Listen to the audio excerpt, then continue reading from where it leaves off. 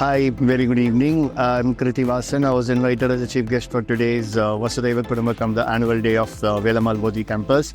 I just could not tell how it feels like because it's amazing. The way the whole program was orchestrated, the way the kids delivered the program, mind-blowing performances. So the best part is the kids themselves, they organized the whole thing.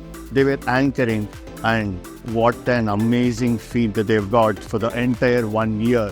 In just 1 year, the kind of accolades that they have got and the kind of awards that they have won, and most importantly, the annual awards being read by the kids themselves. I was just taken aback. I'm really so honored to be here, and I could not wait to see how these kids come up in their life. Congratulations to Velammal Bodhi Campus once again, and thank you so much for having me here today.